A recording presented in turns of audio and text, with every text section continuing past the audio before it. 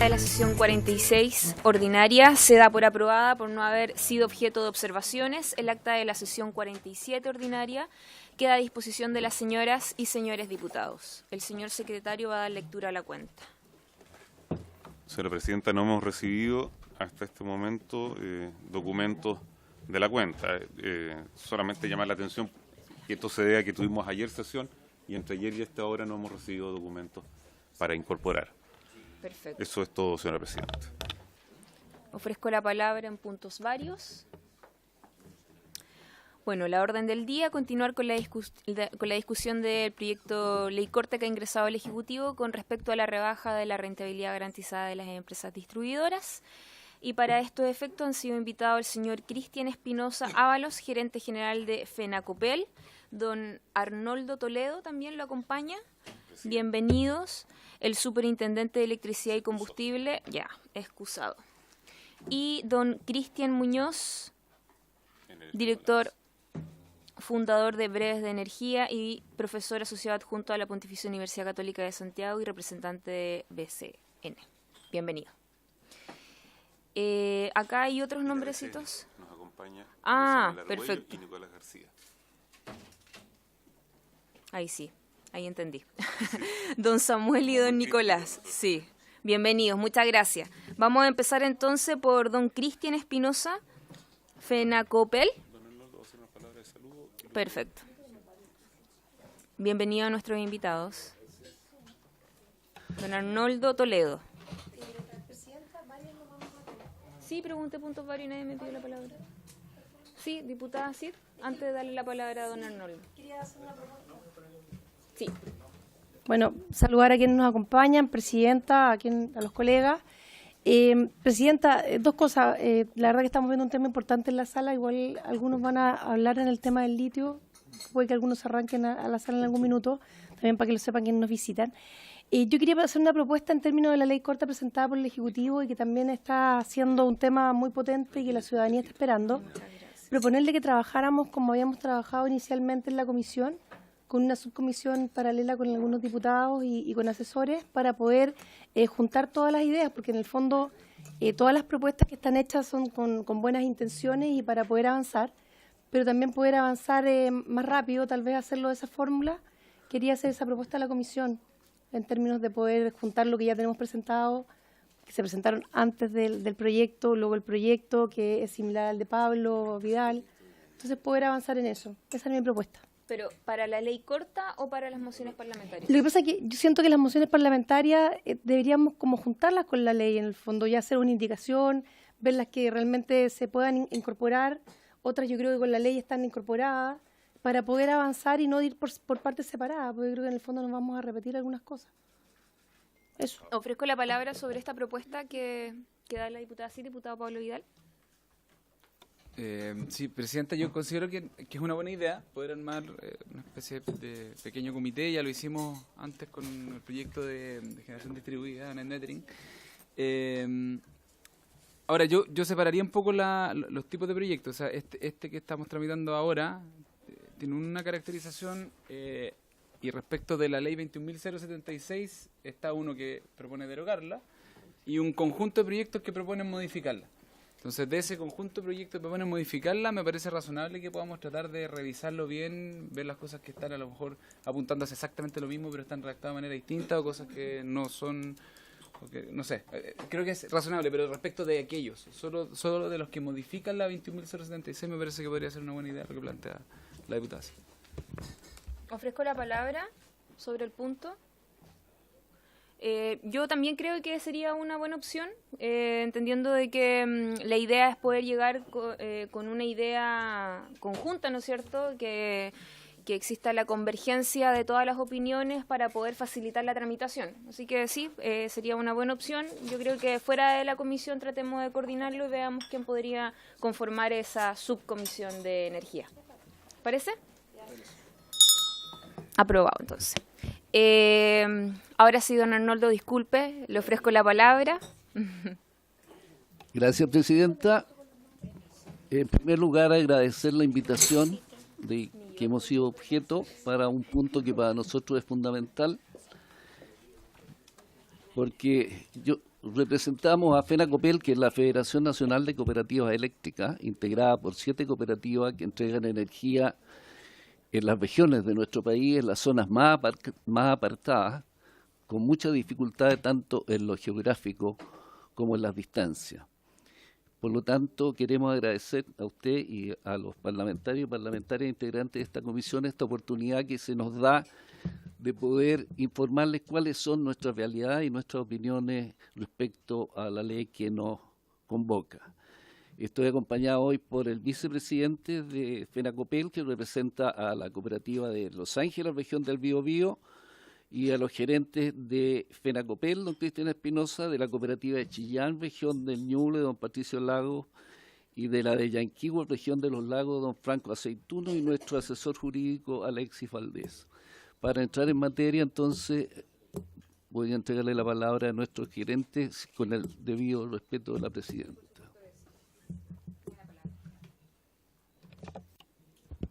Muy buenos días, presidenta, y por su intermedio a todos los diputados presentes. Lo que yo voy a presentar acá es la realidad de las cooperativas eléctricas, que son distribuidoras y cumplen toda la legislación eléctrica, igual que todas las distribuidoras grandes como Enel, CG, Chilquinta, Saesa, pero tienen una realidad muy distinta y eso es lo que queremos destacar. La Federación Nacional de Cooperativas Eléctricas, donde están asociadas a las 7 cooperativas eléctricas, FENACOPEL nació en 1963 y actualmente representa a las 7 cooperativas concesionarias de servicio público de distribución de electricidad, que prestan servicio en zonas rurales del centro y sur del país, teniendo tarifas y calidad de servicio reguladas por la Ley General de Servicios Eléctricos, igual que todas las distribuidoras.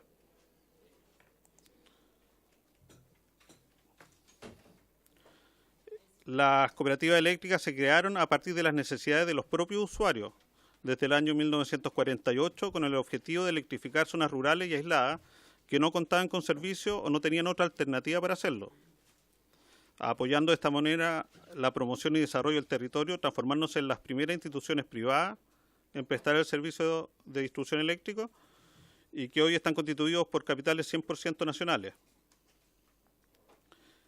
Como estas cooperativas se crearon por los propios usuarios que no tenían otra solución para llegar con energía eléctrica en ese momento a sus predios, los socios son propietarios, digamos, de predios y que pasan a ser propietarios de la cooperativa y no existen en este caso inversionistas ni socios capitalistas que estén buscando rentar. Las cooperativas eléctricas agrupadas en FENACOPEL cumplen un rol muy relevante desde una perspectiva económica y social, atendiendo a sectores rurales y aislados, en condiciones de operaciones financieras complejas, llevando literalmente desarrollo a dichas comunidades, y no solo a través de la distribución de energía eléctrica, sino también disponiendo de sus capacidades operativas para entregar otros servicios imprescindibles para sus clientes, como el abastecimiento de mercancías y acceso a pequeños créditos, entre otros. Todo esto constituye una verdadera alianza histórica de nuestras empresas con sus usuarios, que se ha construido por más de 60 años. Esto ha llevado a que las cooperativas tengan un fuerte vínculo con las localidades que atienden y cercanía con sus clientes, lo que queda demostrado en el último ranking de calidad de servicio elaborado por la Superintendencia de Electricidad y Combustible, donde hay 3 cooperativas que están en los primeros 10 lugares de las mejores distribuidoras del país, de acuerdo a la evaluación que hacen los propios usuarios o clientes. Actualmente las cooperativas tienen 155.000 usuarios, lo que representa del orden del 2% de los usuarios de distribución eléctrica del país. En 5 regiones, Maule, Biobío, Ñuble, Los Ríos y Los Lagos, con presencia en 63 comunas y con 23.000 kilómetros de red, lo que no es menor. Al hacer un índice entre los clientes atendidos y los kilómetros de red, son casi 7 clientes por kilómetro de red. Esa es la media de agrupación o dispersión que tienen las cooperativas eléctricas. 7, casi 7, menos de 7 por kilómetro. ¿Ya? Esto, la poca concentración se hace más evidente si lo comparamos, por ejemplo, con Enel Distribución, que es la más concentrada, que en ese caso para atender a 1,8 millones de usuarios tiene del orden de 15.000 kilómetros de red, lo que le da un índice de 120 clientes por kilómetro de red. Entonces son 120 comparado con 7. Lamentablemente no prestamos servicio en ninguno de los distritos de los diputados de esta comisión, por eso fue que nos pareció importante hacer presente nuestra realidad. Algunas particularidades del servicio prestado y que enfrentamos gran parte del año son condiciones de aislamiento que dificultan el acceso a la red, por ejemplo, en caso de reparaciones o de verse en la obligación de mover maquinaria pesada para enfrentar problemas de suministro. Condiciones climáticas adversas, sobre todo en invierno, en zonas donde cae mucha nieve, como Alto Biobío o Santa Bárbara, o en donde los fuertes vientos y lluvias pueden afectar el correcto funcionamiento de la red. En el temporal que hubo la semana pasada, se vieron afectados por corte muchos de nuestros clientes, especialmente en la región de los lagos. Nuestra red se encuentra expuesta a una geografía de difícil recorrido, con redes en medios de bosque, alimentadores, en sectores precordilleranos o en caminos o predios particulares. Otro punto importante mencionar es que nuestro servicio lo entregamos a muchas comunidades mapuches, las que además de estar lejos de los grandes centros de consumo, se caracterizan por ser clientes con bajos niveles de consumo y de bajos recursos.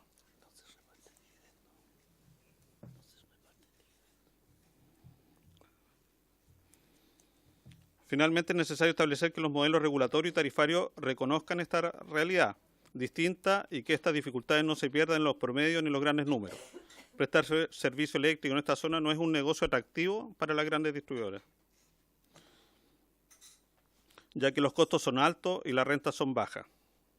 De hecho, esto quiero destacar, lo vamos a mostrar después en gráfico, hay cooperativas que no se pueden autofinanciar o que desarrollan otro tipo de actividades económicas para ser sustentables financieramente. Nuestra naturaleza de empresa sin reparto de dividendos, que no persigue el lucro, nos constituye en la solución ideal para enfrentar este desafío, buscando entregar la mejor calidad de servicio a nuestros clientes finales. La rentabilidad de las cooperativas, aquí lo vamos a comparar con las otras empresas, es muy diferente a las otras empresas distribuidoras, en particular a las 4 grandes. Si bien la rentabilidad tarifaria de la industria, esta es la fijación del 2016, fue del 7,55%, la rentabilidad de las cooperativas está entre el 3,9 y 1,3% para la mayoría de ellas, existiendo dos casos como son Socoepa y Coelcha, en que las realidades son negativas, lo que se puede ver ahí en el gráfico. Acá en este gráfico estamos presentando dos rentabilidades por cada cooperativa. Una es de acuerdo al BNR fijado por la Superintendencia de Electricidad y Combustible y otra es la rentabilidad que nosotros llamamos real. La diferencia es que en la azul se hizo de acuerdo a los procesos normativos, están consideradas la mitad de las instalaciones o están consideradas una parte de las instalaciones solamente. Por temas legales, la superintendencia rechaza una parte de las instalaciones y después hace un chequeo de rentabilidad con el ingreso de todos los clientes y todos los costos. Entonces ese chequeo es inconsistente. Y en el caso, en el gráfico, el naranjo, se ha hecho el chequeo de rentabilidad considerando todas las instalaciones de las cooperativas. Esa es la diferencia. Por eso decimos que aquí la naranja es más real y las cooperativas tienen una rentabilidad de la fijación tarifaria del año 2016 de un 2% en promedio, comparado con el 7,55% que es el promedio de la industria, de esa fijación del año 2016. Y existen cooperativas con rentabilidad incluso negativa.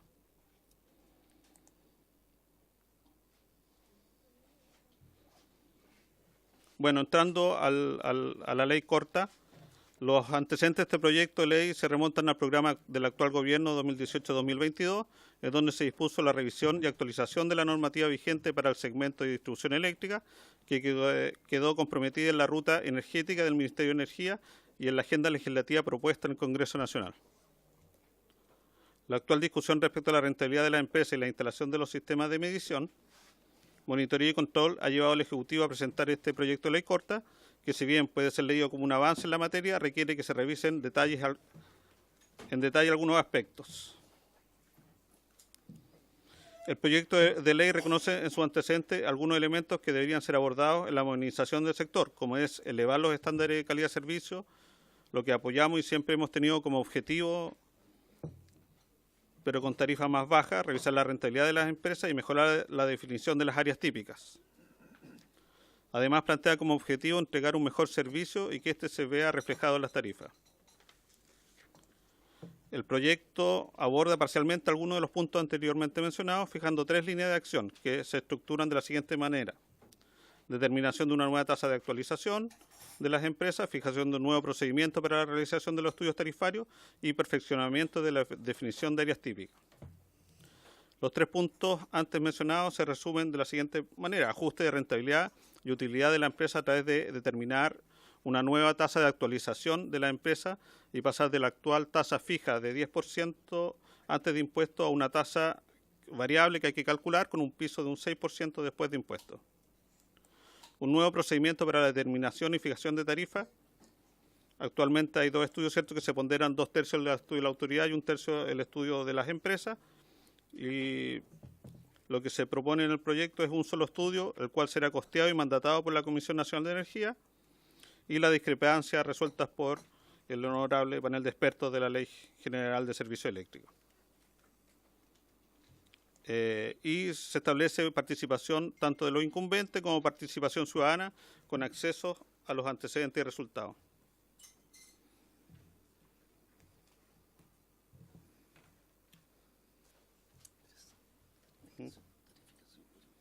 Sí, sí. La definición de áreas típicas actualmente se agrupa en función del VAD o de los costos. Se propone establecer por costo de prestar el servicio, esto es lo que propone el proyecto, pudiendo incluir una o más empresas de distribución, eliminando la etapa de observaciones, disminuyendo de esta manera la transparencia ya existente en esta etapa del proceso de decisión, que va en el sentido contrario al declarado por la autoridad.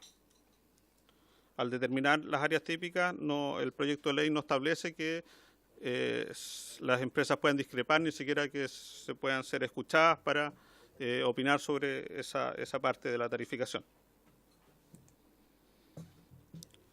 En nuestra opinión, si bien el proyecto de ley plantea objetivos buscados y necesarios la mejora del sector, esconde riesgos y problemas necesarios de explicitar.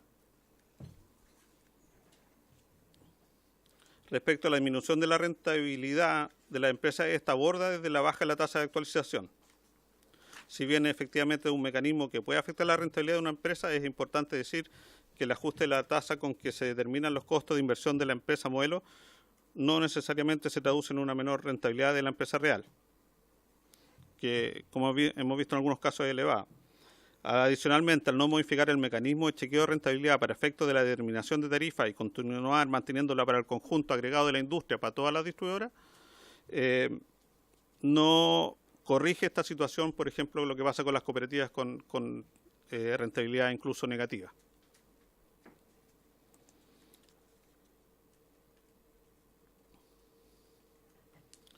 En cuanto al nuevo procedimiento para determinación y fijación de costos, si bien es un punto relevante de abordar eliminando la ponderación 2/3, 1/3, expresamos nuestra preocupación porque vemos que cae demasiada responsabilidad íntegramente en el Estado, tanto en el mandato como en la conclusión y costo. Hacemos el punto ya que esto requeriría que existan recursos necesarios para realizar todos los estudios tarifarios, ajuste de plazo y mantener la calidad de los estudios.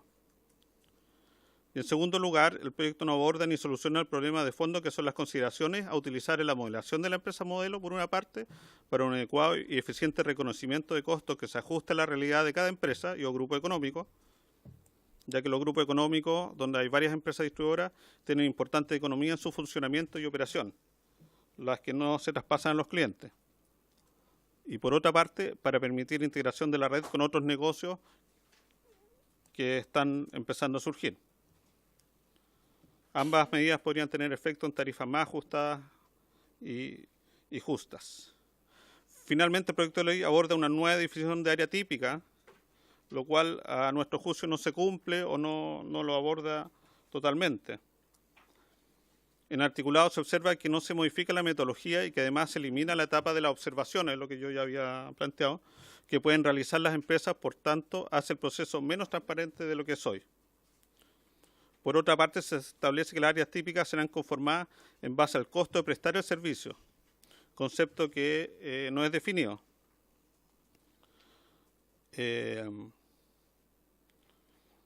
Ni se establecen los criterios que serán utilizados para la construcción de estas nuevas áreas típicas. Por otro lado, el mensaje del proyecto pone énfasis en la diferencia entre las zonas, clientes y realidades, lo cual es abordado con la modificación de que la definición de área típica puede incorporar a una o más empresas, lo cual en la práctica no representa una diferencia con lo que sucede hoy. En las fijaciones que hubo el año 2012 y 2016, en el distribución, por ejemplo, estaba solo era la única empresa en el área típica 1.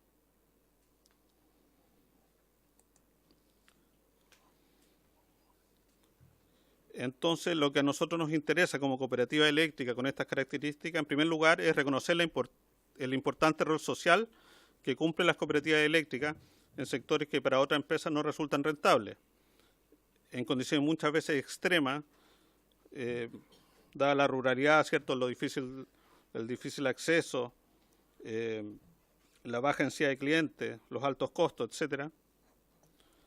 Por todo esto, esto no resulta interesante para la otra empresa, por lo que resulta muy importante para nosotros establecer los incentivos regulatorios o tarifas justas correctos que garanticen la inversión en la mejora de nuestra red y de esta forma poder dar una mejor calidad de servicio a nuestros usuarios, que es lo que nos interesa. Y al mismo tiempo cubra los costos de operación de las mismas, que en nuestro caso es relevante debido a las condiciones geográficas que ya hemos explicado. El principal mensaje que queremos transmitir a los diputados presentes es la necesidad de establecer un proceso tarifario que realice un estudio por cada empresa y de esta forma reconocer la realidad de cada empresa y no el sistema de agrupamiento en áreas típicas que a nosotros nos ha perjudicado mucho, no solo en la última fijación, sino que desde hace mucho tiempo. Cabe agregar que por los futuros cambios tecnológicos y del negocio como generación distribuida, electromovilidad, microredes, etcétera, además el servicio de distribución va a ser cada vez más complejo, con más componentes, con más agentes que van a interactuar. Entonces va a ser más difícil todavía agrupar distintas distribuidoras en un área típica. Creemos que un estudio por empresa es la forma de reconocer la realidad de cada empresa y cooperativa y asegurar una tarificación justa. Para no tener restricciones financieras para el desarrollo de una mayor cantidad de estudios que la actual, hoy día se realizan 6 estudios, el mecanismo de financiamiento de los estudios debería ser el mismo que la ley eléctrica contempla para el segmento de transmisión. Esto es que las empresas deban concurrir al pago de los estudios y el valor resultante del proceso de adjudicación será incorporado al proceso de valorización respectivo. También, como las cooperativas son distintas a las otras empresas distribuidoras que son bastante de capital internacional, son grandes empresas,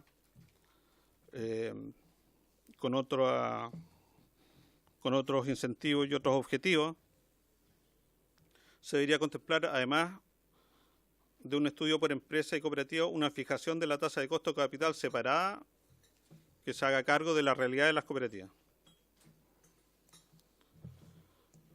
Por último, el proyecto de ley mantiene una banda de tolerancia y un chequeo de rentabilidad tarifario respecto de un promedio de la industria, permitiendo de esta forma que empresas queden con rentabilidades más altas que el límite superior de la banda y que otras, como las cooperativas, queden con rentabilidades más bajas, incluso negativas. Por lo anterior, se debe eliminar este chequeo de industria y se debe establecer un chequeo individual que permita una mejor fijación para cada empresa y cooperativa.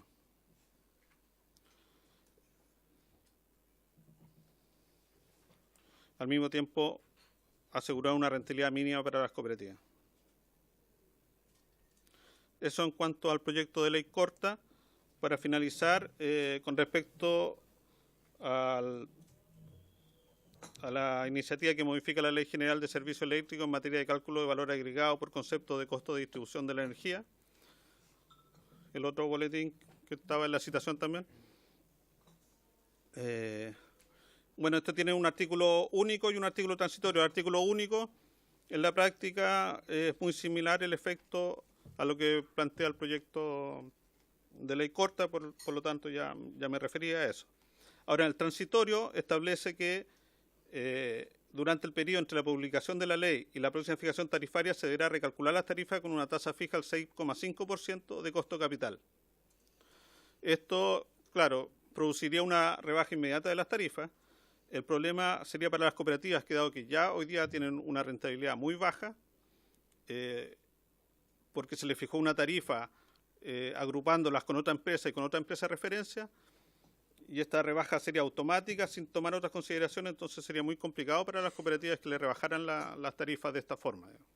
Esto podría poner incluso en peligro la viabilidad financiera de algunas cooperativas. Eso es, muchas gracias. Sí. Muchas gracias. Quería agregar algo Sí, más. a través de la historia, digamos, yo les decía que las cooperativas han estado distribuyendo en zonas que son más caras de distribuir y las tarifas nunca han sido las adecuadas. Es por esto que en algún momento llegaron a haber 20 cooperativas eléctricas y hoy día hay 7. Muchas se han ido vendiendo a las otras distribuidoras, digamos. Y eso es lo que no queremos que siga sucediendo. Muy bien. Muchas gracias. Muchas gracias a don Cristian, gerente, y a don Arnoldo, presidente de FENACOPEL. Yo no sé si es que hay alguna consulta, sino para, sí, diputado Rodrigo González, luego el diputado Pablo Vidal.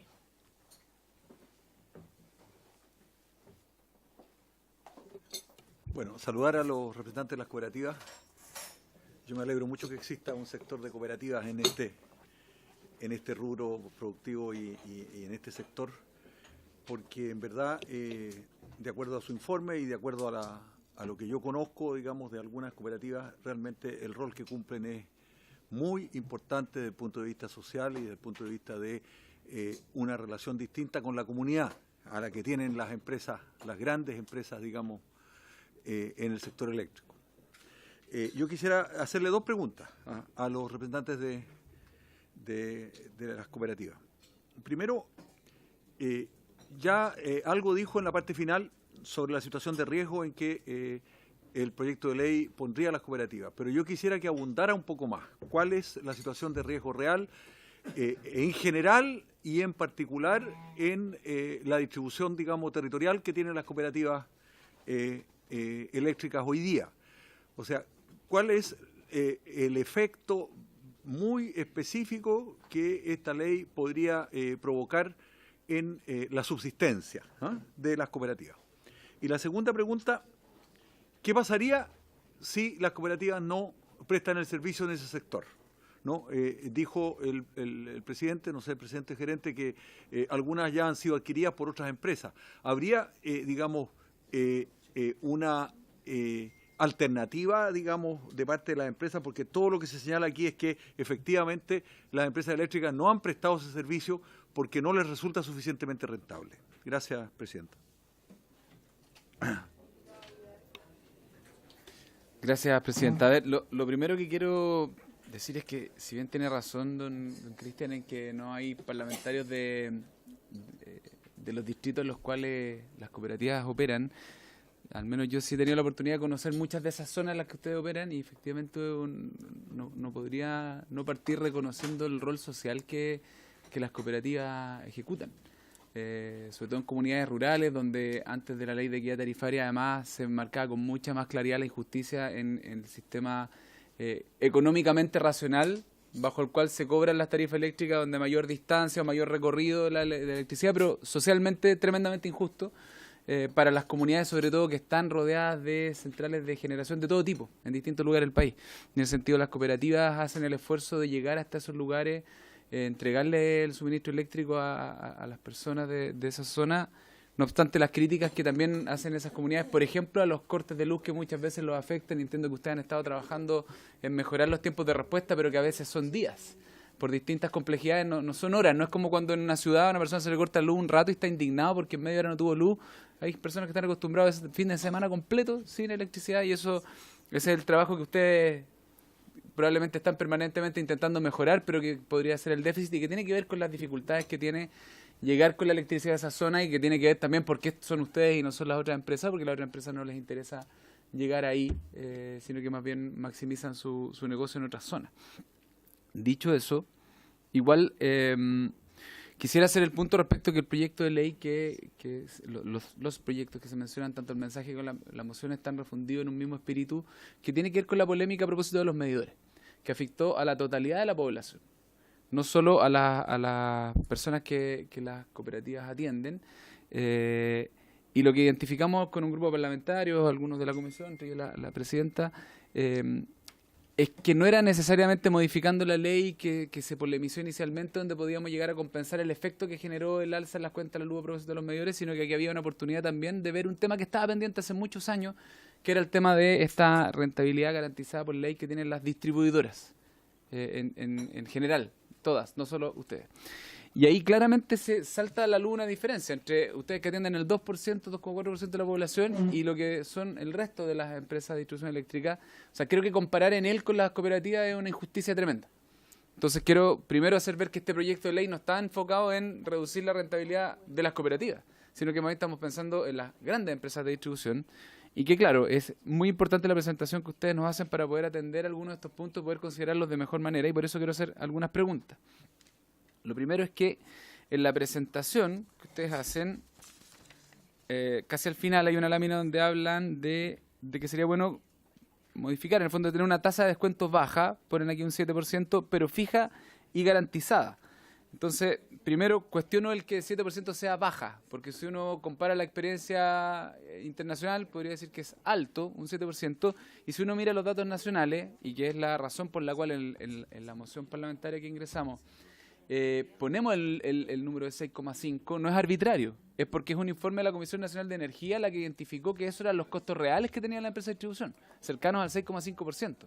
Y por eso propusimos transitoriamente mientras sea un estudio el que ajuste la tasa de descuento a los costos reales. Entonces, la primera pregunta sería, ¿no es más justo que la tasa de descuento sea sobre la base de los costos reales que tienen las empresas más que uno fijado por ley? ¿Por qué las empresas... Perdón. Sí, tengo un problema procedimental. Voy a interrumpir al diputado Vidal. Vamos a tener que suspender por un minuto. Vamos a ir a la sala porque está suspendida por quórum. Vamos a dar quórum y volvemos. ¿Y quién me devuelve la inspiración? Va a adquirir más en el camino. Vamos. Sí.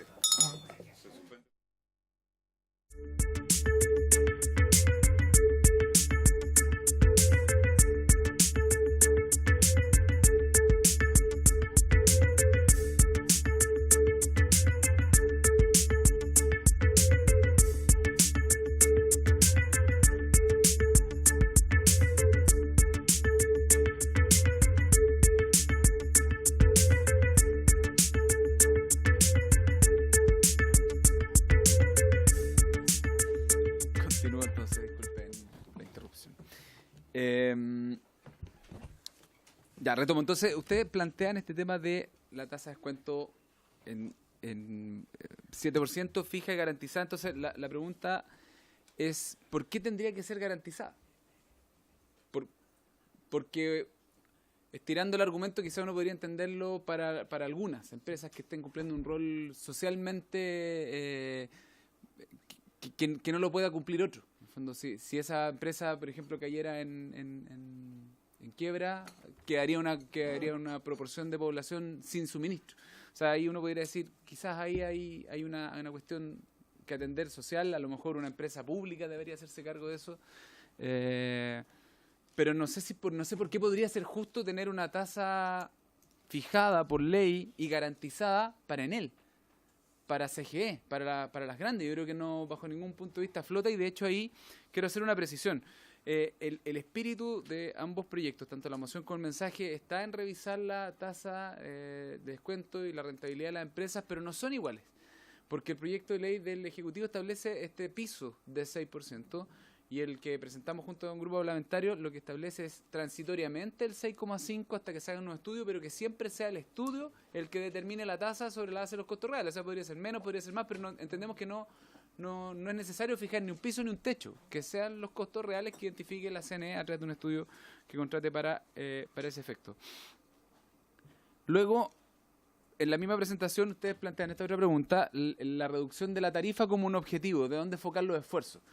Yo aquí no voy a ser vocero del gobierno, pero entiendo que la idea es que hay un plan integral de revisión del sistema de distribución eléctrica y que va a ser una propuesta que se va a presentar hacia finales de año. No es el objeto de este proyecto en particular, pero este proyecto sí permite una reducción en las tarifas. No significativa, pero sí que ayuda. Entonces, si no fuera ya que ustedes lo plantean aquí como un objetivo, la reducción de las tarifas, ¿cómo podríamos entonces reducir las tarifas en el ámbito de la distribución? Otra cosa de la generación y la transmisión. Y la última pregunta que me queda es, ustedes plantean en la presentación que el ajuste de la tasa no se traduce necesariamente en una menor utilidad de la empresa real. Me gustaría que me explicaran un poco mejor esa idea y me aclararan de que, independiente de que se traduzca o no en una menor utilidad, ¿se traduce sí o no en una reducción en las tarifas que paga finalmente el cliente? Esa es la pregunta. ¿Ofrezco la palabra? Sí, yo tengo una consulta igual. ¿Por qué les afectaría a ustedes la tramitación de este proyecto de ley? Hablando de mi ignorancia, toda vez que, y en verdad también del sentido común, la rentabilidad que tienen, ¿no es cierto?, garantizada las empresas hoy día fluctúa en 10%, estamos bajando en 6%, y ustedes me hablaban de un promedio de 2 y tanto, no pasa el 3%. Entonces, me gustaría que quizás profundizaran en ese punto en particular. Me recuerdo que también mencionaron en su presentación que las empresas modelo finalmente no responden a otras realidades, como en el caso de las cooperativas. ¿Ustedes han participado de los procesos tarifarios? El panel de expertos, cuando la CNE hace estos procesos cada 4 años, o el VAT que se hizo hace poco, ¿existe alguna participación por parte de las cooperativas? Yo creo que esos 2 puntos. No sé quién va a hablar, don Arnoldo, o don Cristian. Don Cristian, le ofrezco la palabra.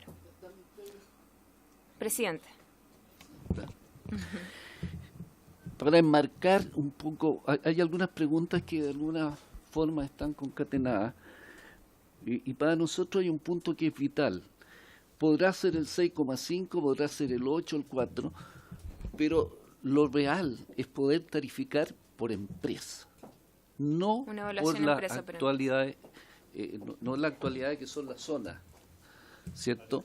Las áreas, porque en las áreas típicas se producen algunos problemas. Es decir, si uno va a la historia, cuando estaban solo las cooperativas en los sectores rurales, nació lo que fue las concesiones superpuestas. Y así llegaron las grandes distribuidoras a la zona donde estaban las cooperativas, estando ellos tarificados en una zona más baja y por lo tanto con tarifa más baja, y ahí se produjo una competencia abiertamente desleal. Pero la realidad hoy, para la subsistencia de las cooperativas, reiterando sin lugar a duda el rol social, o sea, en las zonas rurales, nosotros que vivimos en zonas rurales, la llegada de la luz fue el nacimiento de muchas escuelitas, de muchos packing, de mucho emprendimiento de mujeres campesinas, en fin, fue el desarrollo en mayúscula y subrayado. El riesgo hoy, y yo soy presidente de una de las cooperativas que tiene rentabilidad negativa, y si yo quiero ser honesto con mis cooperados, que son además de clientes, mis dueños y mandantes, creo que si esto sigue en 4 o 5 años más, eso debiera ser vendido.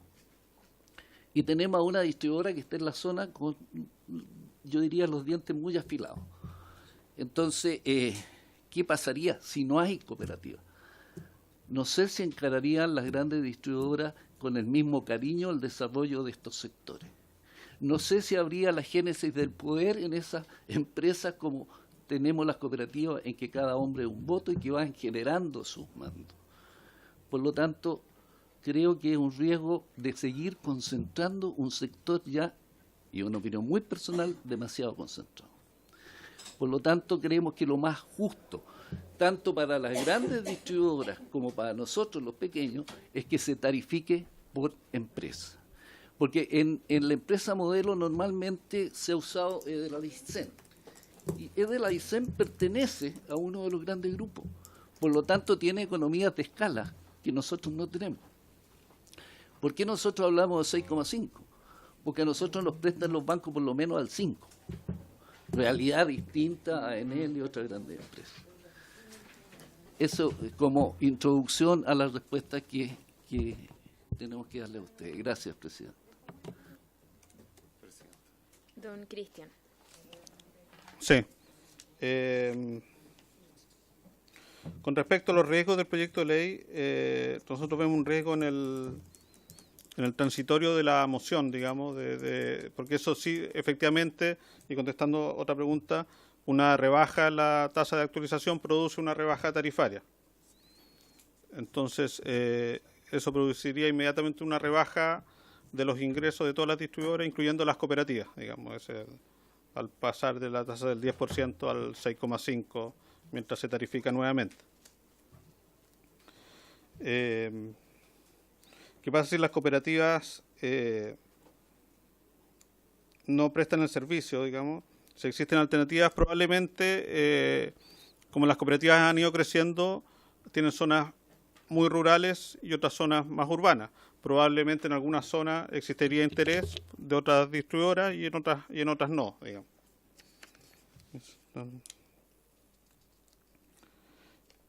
Con respecto a si la tasa 7% es baja, bueno, eso es lo que nosotros estamos proponiendo para las cooperativas.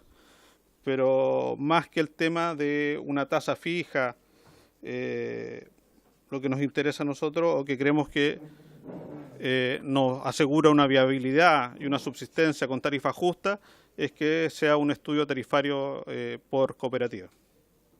Y que se nos trate de forma distinta, dado que tenemos otro objetivo y otra realidad, se nos trate distinto que las otras empresas.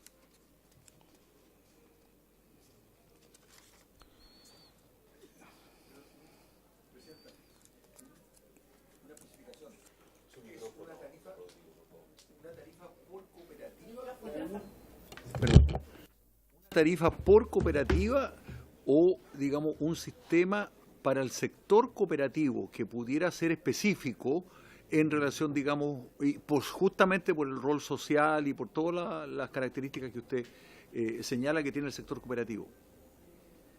Yo entiendo, el diputado Sergio Gana también me ha solicitado, pero yo entiendo que ustedes lo que proponen, en palabras más simples, empresa modelo, grandes empresas. Cooperativas, evaluación empresa por empresa. Ahora, sí, diputado Sergio, ahora, eso. Sí, yo creo que estoy tratando de pensar un poco si se puede hacer el símil con los sistemas de agua potable rural. Los sistemas de agua potable rural no tienen tarifas fijadas por decreto tarifario ni nada por el estilo. Entonces, siendo también un monopolio regulado y que se fija una tarifa del agua potable de la misma manera, con algunas variaciones, pero que el sistema de distribución eléctrico, ¿por qué creen ustedes que no se hizo de la misma manera para las cooperativas? Los tamaños son tan distintos, estas cooperativas eléctricas, respecto a los tamaños de los APR, como para justificar de que en el caso de los APR no se incorporen los sistemas de tarifarios de las sanitarias, y en el caso de ustedes sí se les considere en el sistema de tarifario de las distribuidoras eléctricas. O sea, ¿cuál creen ustedes que fue la razón en su minuto para poder determinarlo así? ¿Por qué no los dejaron fuera como también se dejó fuera los APR?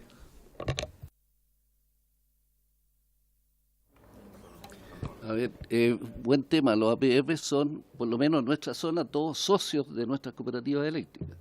Ahora, también tenemos que ser muy claros en reconocer de que hay cooperativas de distintos tamaños. No todas son iguales. Tenemos cooperativas con 65.000 socios y cooperativas con 2.000 o 3.000 socios. Tenemos cooperativas que atienden a sectores agrícolas más desarrollados y otras que atienden a sectores carenciados. Por lo tanto, sería, para mí como presidente de FENACOPEL, muy bonito hablar de una sola tarificación por cooperativa, pero sería irreal. Lo que necesitamos es que nos tarifiquen de acuerdo a nuestras condiciones, a nuestras particularidades. Porque además aquí no hay un afán de lucro desmesurado, no hay socios capitalistas, no hay inversionistas. De hecho, nosotros nos repartimos dividendos. Nuestra asamblea anualmente decide reinvertir cuando hay dividendos. Hay cooperativas que no tienen dividendos. O sea, hay otro enfoque, un enfoque, no sé, de más interés por desarrollo del sector rural que de la ganancia por la ganancia.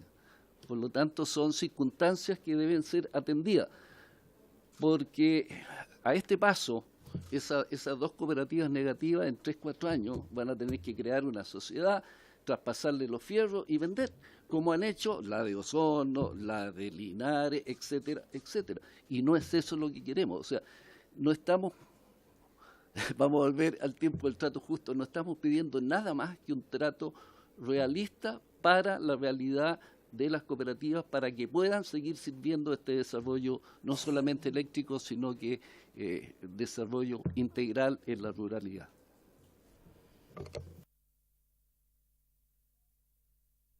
Un comentario. A mí me parece que quizás esto es más propio y materia de la discusión de la ley de distribución. El cómo excluir de la tarificación a ciertas cooperativas en función de cierto tamaño. Claro, porque si hay una cooperativa de 65.000 socios, por lo tanto 65.000 clientes, ya eso es de un tamaño distinto, digamos. Es el tamaño de cualquier ciudad relativamente importante del país. Por lo tanto, yo no sé si sea este proyecto de ley el momento para discutir, independiente de la tasa, de la rebaja de la tasa de descuento, que además golpea en términos a la baja en el segmento de distribución en un ámbito muy marginal. Esto no significaría, yo lo he estado revisando, no debería significar más allá de un 3% de disminución de la tarifa, esta tasa, la baja de la tasa de descuento, porque impacta sobre el 19% con IVA incluido de la tarifa final, porque el gran costo de la tarifa de la cuenta de la luz tiene que ver con el costo de la energía, que está determinado por el precio nuevo promedio. Por lo tanto, no sé si sea este el proyecto en que tengamos que tener especial consideración con el tema de las cooperativas, sino más bien en una cuestión más definitiva como la ley de distribución que quiere ingresar el Ejecutivo a finales de año, incluso poder tener conversaciones prelegislativas para tener en cuenta esta consideración, más allá de las cooperativas, del concepto cooperativa, más bien del tamaño de esas cooperativas. No sé si ustedes comparten conmigo para no y meterles más cosas a este proyecto que me parece que tiene un solo objetivo, que es bajar la tasa de descuento, que permita impactar de alguna medida en la que no necesariamente rebaja las utilidades, porque depende de la eficiencia de cada empresa, sino que por lo menos bajar significativamente la tarifa fundamental. Ahora, ¿cuánto ganan las empresas? Va a depender de la eficiencia que sea cada uno, porque aquí se habla de una empresa modelo eficiente, por algunas menos eficiente, otras más eficiente, pero yo creo que no es el proyecto aquí, este proyecto como para introducir el tema de las cooperativas. Esa es mi impresión y mi opinión, digamos. Lo que no significa que no lo podamos discutir, introducirlo en la Ley General de Distribución que vamos a discutir hacia finales de año. Le voy a dar la palabra al diputado Vidal y luego se la doy a usted. Sí, no, recogiendo el punto que señala el diputado Gaona, que también lo mencioné, que en el fondo la discusión más integral va a ser en otro contexto. Sí, la preocupación concreta que ustedes plantean, me quiero hacer cargo de la inquietud sobre el artículo transitorio. Al haber fusionado los dos proyectos, vamos a tener que construir un acuerdo aquí en la comisión respecto de todo el articulado del proyecto, tanto lo que propusimos nosotros, lo que viene desde el Ejecutivo, incluido el transitorio. El Ejecutivo no ha ratificado si está de acuerdo o no con que haya un transitorio para que haya una aplicación inmediata, pero al menos yo sí tengo la disposición de evaluar junto con los parlamentarios que firmamos el proyecto la posibilidad de ingresar una indicación que pudiera hacer alguna salvedad ahí respecto del transitorio y los efectos inmediatos o concretos que pudiera tener ustedes. O sea, la idea no es que este proyecto de ley lo lleve a la quiebra, es que este proyecto de ley haga que los usuarios paguen menos electricidad. O sea, acá lo que la idea es beneficiar a las personas, no perjudicarlo a ustedes, que pueden ser compatibles, aunque no suene naturalmente lógico. Así que me hago cargo al menos de ese punto en particular, que entiendo que es una preocupación bien concreta que ustedes nos traían.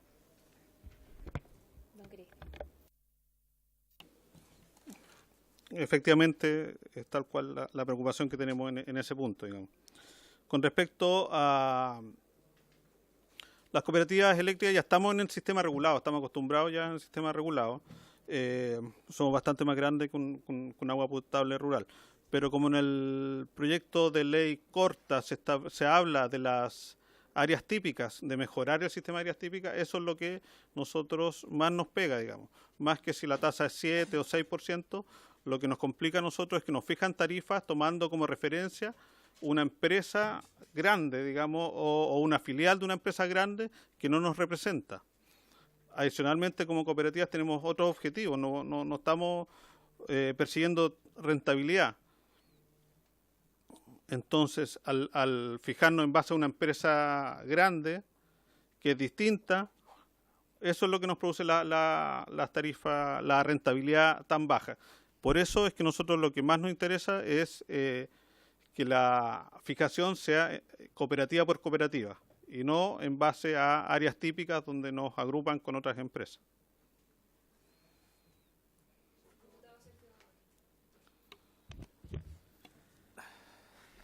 Yo tengo un problema con lo que menciona.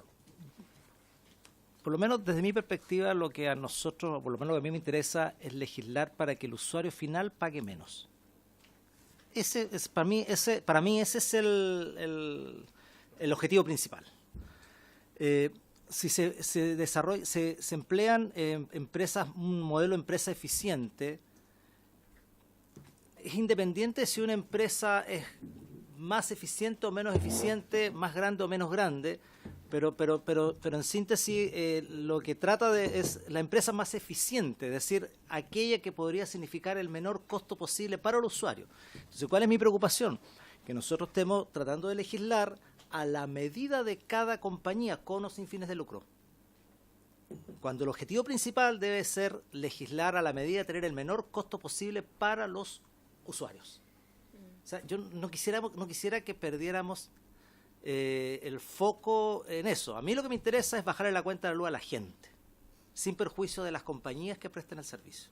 Entonces, ese es un tema que tengamos toda la consideración posible para las pequeñas y medianas. Estoy completamente de acuerdo con eso, pero que eso no implique que la gente no pueda acceder a una menor tarifa. Eso como comentario. Muy bien. No sé si quieren agregar algo más. Tengo que ya pasar a los otros invitados. Palabras finales. Sí, Si que parece otra duda, van a estar ustedes en la mesa, así que cualquier cosa podemos volver bueno, a... estamos dispuestos a responder todas las consultas o si hay que enviar mayor información, si hay que enviar algo por escrito, encantado de enviarlo. Nada más que comentar que ¿qué le pasa a las cooperativas? La fijación tarifaria tiene dos etapas. Uno, son las áreas típicas donde se agrupan, se toma una empresa de referencia y después se construye una empresa modelo.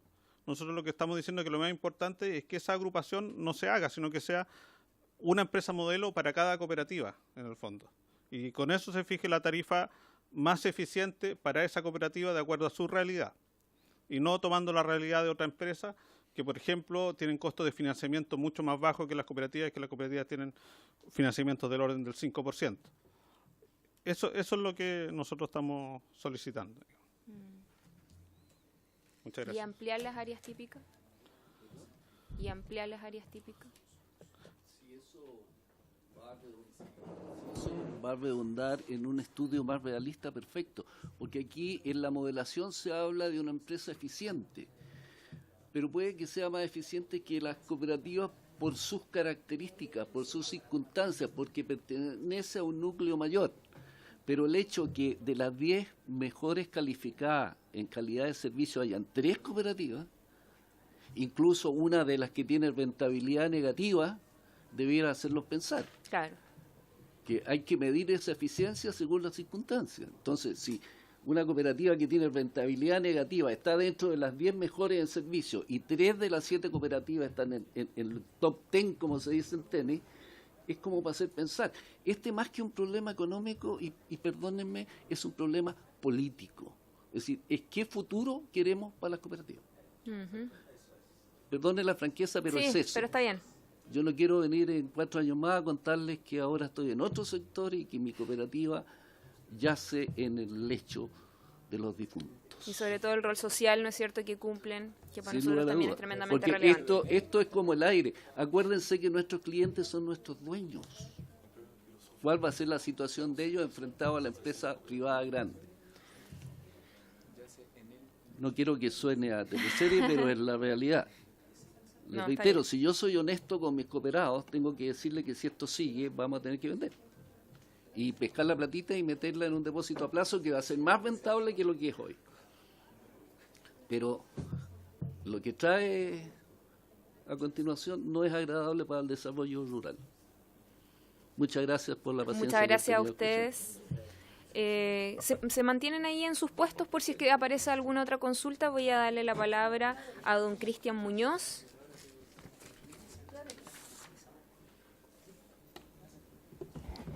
¿Aló? Sí. Sí. Buenos días, en realidad buenas tardes. Muchas gracias por la invitación. Yo me presento, soy fundador de Breves de Energía, que es un sitio web donde suelo publicar artículos e investigación relacionada con temas energéticos. Además hago clases en la Universidad Católica justamente de estos temas. Y lo que de algún modo me pidieron es tratar de explicar conceptualmente qué es lo que hay detrás de rentabilidades, costos de capital, el modelo que está propuesto en la ley corta y de algún modo comparar cómo está Chile, cómo ha sido la regulación en Chile con otros lugares. Una presentación corta de unas 5 o 6 slides. Bueno, primero una breve introducción de este tema. Para ponernos en contexto, un sistema eléctrico que en temas técnicos se llama un sistema de potencia, principalmente lo que hace es trasladar energía desde los grandes centros de generación hasta los consumidores finales, que pueden ser consumidores residenciales, que son los más pequeñitos, o consumidores industriales. Sin embargo, entre medio están las redes eléctricas. Las redes eléctricas se distinguen por su nivel de tensión. El mayor nivel de tensión corresponde a los sistemas de transmisión y el rol de los sistemas de transmisión principalmente es trasladar la energía de estos grandes generadores hacia los grandes centros de consumo. Posteriormente, una vez que están en los grandes centros de consumo, tengo unos sistemas intermedios que se llaman sistemas zonales, que anteriormente se llamaban, antes de la ley de transmisión del año 2016, se llamaban sistemas de subtransmisión, y que lo que hacen es trasladar esta energía que es depositada en estos lugares, en nuestras subestaciones, desde estos puntos donde lo deja el sistema de transmisión troncal a los bordes de las redes de distribución. Y finalmente, el último segmento de red de línea son las redes de distribución, que lo hacen es trasladar la energía desde estos lugares, desde estos bordes, donde lo dejan los sistemas zonales, hasta los consumidores finales. Eso es un sistema de potencia, no más que eso. Eso en Chile, en Perú, en Colombia, en Europa, en Estados Unidos. Ahora, ¿de dónde viene nuestra regulación? Nuestra regulación no siempre ha sido así. De hecho, hasta antes de los años 80, este sistema de potencia era básicamente una empresa estatal.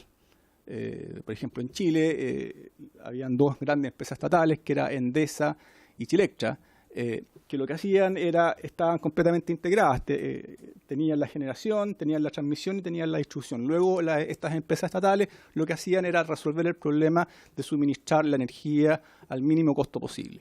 Posteriormente, en los años 80, debido a las circunstancias que estaba el país en ese momento, lo que se hace, y esto fue radical, y en este caso Chile fue pionero, fue privatizar todo esto. La idea fue el rol del Estado, básicamente va a ser un rol de vigilar que se entregue el suministro al mínimo costo posible, que es lo que nos interesa, y de eso nos encargamos de la regulación adecuada para ello. Sin embargo, le dejamos a los privados que se las arreglen acá. Y se definió entonces tres segmentos, que están bastante claros: segmento de generación, segmento de transmisión y el segmento de distribución. En generación se dijo, la verdad que acá hay competencia, así que no necesito planificar o determinar qué centrales tienen que entrar, sino que dejo que la interacción entre generadores y consumidores defina qué centrales son las que tienen que entrar y qué tecnología. se puede demostrar que cuando existe competencia perfecta, la solución a la que llegan los privados en términos de generación es exactamente la misma que a la que llegaría una empresa estatal. En este caso, en los años 70, comienzo del 80, la Endesa estatal, para ponerle un nombre. Luego, entonces, está el segmento de transmisión y el segmento de distribución. El segmento de transmisión es algo medio extraño que convive en dos mundos. En transmisión se acepta que para las redes existentes, las líneas existentes, se regula por lo que se llama costo de capital, se regula, o que el equivalente por tasa de descuento, algunos le llaman cost plus, se regula con esa metodología. Pero los reguladores chilenos de ese momento dijeron, ok, voy a usar una especie de cost plus o tasa de descuento, pero voy a hacer una cosa eficiente, de modo que no le voy a pagar al transmisor que está acá por sus líneas existentes, por cualquier línea que me ponga, sino que voy a pagar por lo que se llama por las líneas eficientes que el sistema necesita, y yo regulador las voy a determinar.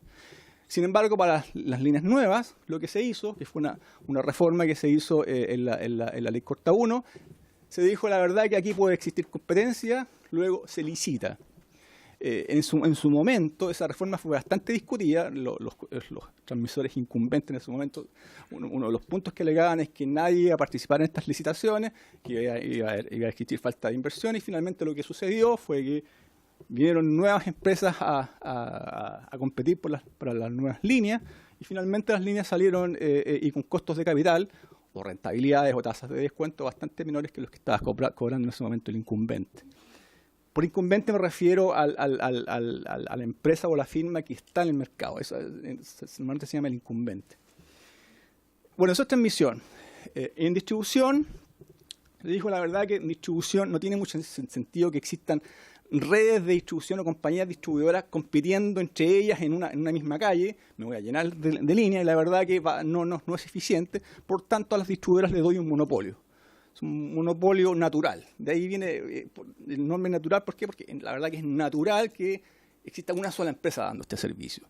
Y entonces el Estado o el regulador en ese momento, nuevamente estamos hablando de los años 80, dijo: le voy a dar a estas empresas la concesión por una área, en este caso una ciudad o un sector, de modo que esta empresa sea la encargada de suministrar energía a los consumidores finales, de modo de poner todas las líneas y todos los sistemas de redes que se necesitan, de modo de entregar la energía a los sistemas finales.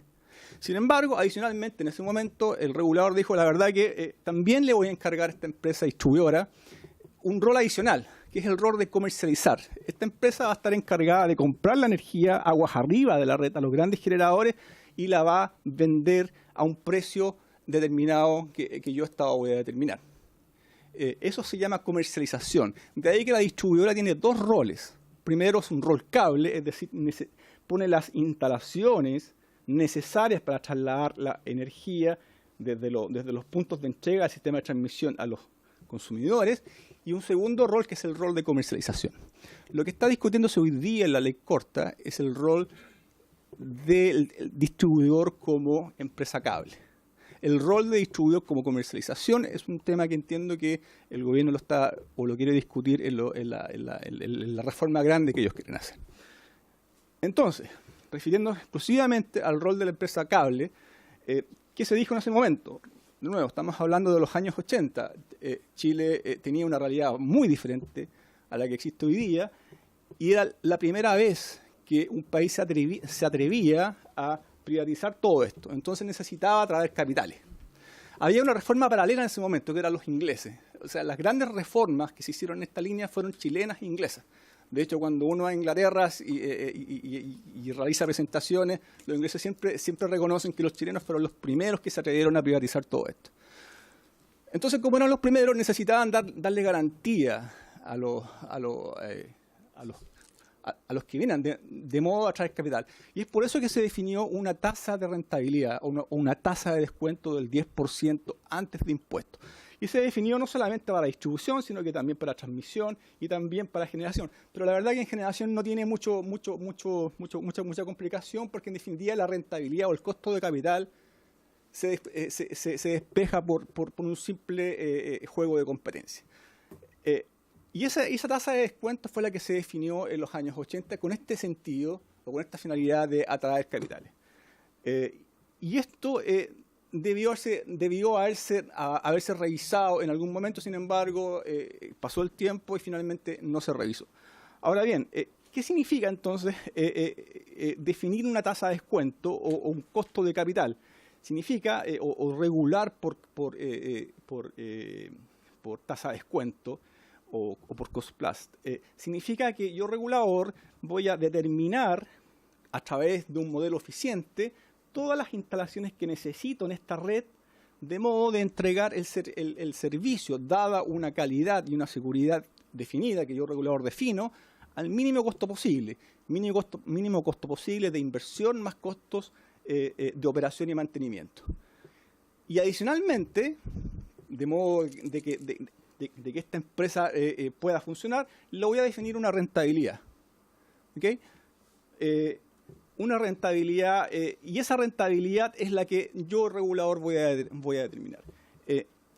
Entonces, la tarifa final que se determina solamente para el sector de distribución debe ser un precio tal que, al vender toda la energía, le permita al distribuidor recuperar todos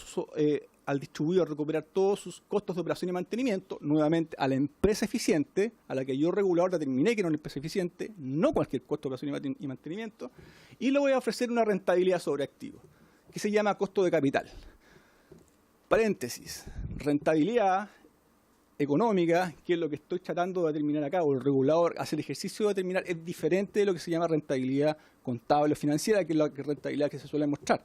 El 7,44% que se suele mostrar como rentabilidad es una rentabilidad contable. Es decir, tomo los balances de las empresas, le pongo las tarifas que determina el regulador y le descuento los costos informados por la empresa, meto todos los efectos de depreciación y cosas así y determino la rentabilidad. Es una rentabilidad contable. El ejercicio que hace el regulador es determinar la rentabilidad económica o el costo de capital. ¿Okay? Ahora, este costo de capital hay de todos los gustos.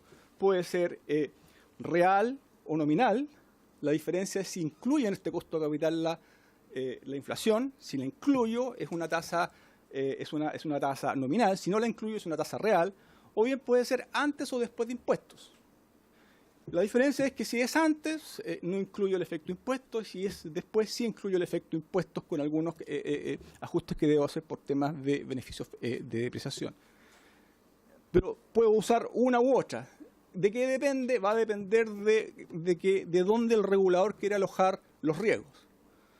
¿Por qué se definió en los años 80, nuevamente, Chile en los años 80, una tasa de descuento real y antes de impuestos? Porque queríamos atraer capital. De modo que al inversionista le voy a decir, no se preocupe por la inflación, porque le estoy definiendo una tasa real y sobre eso le voy a entregar... Le voy a reconocer el desgaste por inflación. Y adicionalmente le digo, no se preocupe por los impuestos. ¿Por qué? Porque le estoy nuevamente ofreciendo una tasa real asegurada antes de impuestos. Pero eso no necesariamente puede ser así. De hecho, en los países europeos, lo que se ofrece el regulador para todos sus servicios, transmisión, distribución de gas, es básicamente es una tasa nominal y antes de impuestos. Ok. Entonces, ¿cómo determino este costo de capital, este R, o esta rentabilidad económica o esta rentabilidad a largo plazo? Hay varios modelos. El modelo más usado se llama el CAPM, que es el Capital Assets Pricing Model, que es una metodología, no tiene nada nuevo, es una metodología que se inventó en los años 60. Los años 60 aparecieron las primeras publicaciones de este modelo. Y es el modelo clásico que cuando uno estudia ingeniería se lo enseñan en finanzas. De modo que cualquier ingeniero entiende este tema del CAPM, no hay ninguna novedad. Y es de amplio uso de los reguladores. ¿Cuál es la idea detrás de este modelo? Que lo que está propuesto en la ley corta y está propuesta en la moción de los diputados, es que a esta empresa eficiente, ¿cierto?, le voy a pagar un costo de capital o le voy a ofrecer una rentabilidad en función del riesgo que está asumiendo por estar en este país y por estar en este sector. De modo entonces que este costo de capital se compone como una base, que es la tasa, le ofrezco a esta empresa una base, que es la rentabilidad libre de riesgo del país. En definitiva, le estoy diciendo, ¿sabe qué? Le doy una rentabilidad libre de riesgo, pero libre de riesgo en realidad tomando el riesgo del país. y sobre eso le ofrezco una rentabilidad adicional o un premio por el riesgo que está tomando debido a que usted justamente está en este sector, en el sector de distribución o en el sector de transmisión o en el sector sanitario o en el sector de distribución de gas. ¿Y cómo se calcula este premio? Se calcula sencillamente multiplicando o identificando un factor, que es un factor beta, que trata de cuantificar la cantidad de riesgo adicional que tiene este activo que estoy evaluando por sobre un portafolio de mercado, un portafolio diversificado, un portafolio eficiente, que básicamente me ofrece una rentabilidad de mercado. Este portafolio básicamente es una cartera de inversión que podría ser, por ejemplo, invertir en un índice como el IPSA, en el caso chileno, o si va a Estados Unidos, el Standard & Poor's. Ese es un portafolio eficiente. Entonces, ¿perdón? No, el beta no es el costo de oportunidad. El beta es una cuantificación del riesgo que está tomando la empresa respecto a este premio por riesgo que estoy entregando respecto al mercado. Por eso que este beta multiplica esto. Este es el premio por riesgo si tomara un portafolio de mercado, si por ejemplo comprara el índice del IPSA acá en Chile o el Standard & Poor's en Estados Unidos, me voy a ganar la rentabilidad de mercado menos la rentabilidad libre de riesgo. Eso es lo que estoy ganando, porque mi alternativa como inversionista siempre va a ser la rentabilidad libre de riesgo que me está ofreciendo el país. Me gano eso, sin embargo, como decido invertir en una empresa en particular, le doy eso ponderado por el monto adicional o de menos riesgo que tiene esa empresa respecto a este portafolio eficiente. De ahí que el beta puede ser mayor que 1 o menor que 1. Si el beta es igual a 0, quiere decir que mi activo, o la firma que estoy evaluando, tiene una rentabilidad, un costo de capital similar a la rentabilidad libre de riesgo. ¿Okay? O sea, no tiene más riesgo que el riesgo del país. Si el beta es igual a 1, quiere decir que mi activo, o la empresa o la firma que estoy evaluando, tiene una rentabilidad exactamente igual a la del mercado. O sea, tiene el mismo riesgo que el del mercado. Si el beta está entre 0 y 1, significa entonces que el activo que estoy evaluando, que es el caso de las utilities, el caso de las eléctricas, el caso de las sanitarias, el caso del gas, normalmente el beta es menor que 1, significa entonces que esta empresa o este activo tiene un riesgo menor que el riesgo que estoy asumiendo si es que comprar este portafolio eficiente de mercado. Esa es la forma de determinarlo. La rentabilidad libre de riesgo es principalmente lo que se hace, se toman los papeles emitidos por el Banco Central del Estado. Así que no existe mucho debate al respecto.